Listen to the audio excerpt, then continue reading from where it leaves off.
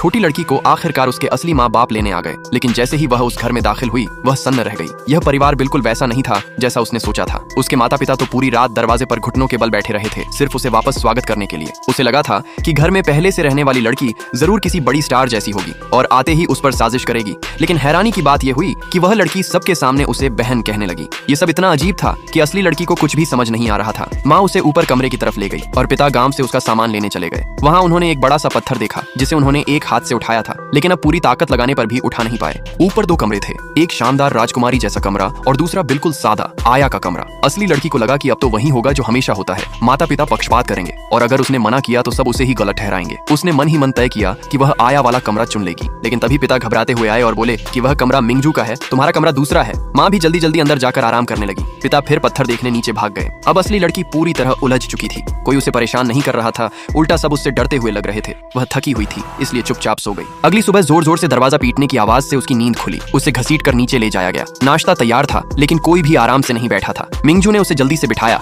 और कहा कि इधर उधर मत देखो। इतने में सोने चांदी से लदी एक आया घर में घुस आई। पूरा परिवार ऐसे खड़ा हो गया जैसे वही इस घर की मालकिन हो। असली लड़की को बहुत गुस्सा आया। माता पिता ठीक से कपड़े भी नहीं पहनते, लेकिन एक आया से इतना डर क्यों? आखिर यह परिवार है क्या?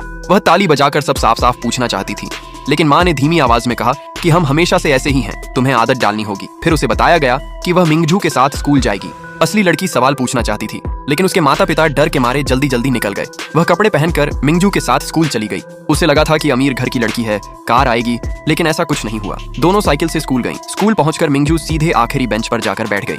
थोड़ी देर बाद एक बदमाश लड़का पानी का गिलास लेकर आया। असली लड़की समझ गई कि यह वही लड़का है जो मिंगजू को तंग करता है। उसे लगा वह उसे दिखाने के लिए नाटक कर रहा है, लेकिन अगले ही पल उसने किताब फेंककर मिंगजू को गर्म पानी लाने को कहा। मिंगजू ने बिना विरोध किए किताब उठाई और पानी लाने चली गई। असली लड़की से यह देखा नहीं गया। उसने पूछा कि हम भी तो शेन परिवार से हैं, ऐसे लड़के से डरने की क्या जरूरत है? लेकिन मिंगजू डर के मारे कुछ बोल नहीं पाई। पानी थोड़ा ठंडा होने पर बदमाश ने पूरा गिलास मिंगजू पर डाल दिया। अब असली लड़की का गुस्सा फूट पड़ा। उसने मेज पर हाथ मारा, खड़ी हुई और कहा कि वह शेन परिवार का वारिस शेन जियान है। मिंगजू डरते हुए उसे खींचने लगी कि चुप रहो, मत उलझो, लेकिन असली लड़की ने बदमाश को जमीन पर पटक दिया और मिंगजू से कहा कि 2 लात मारो।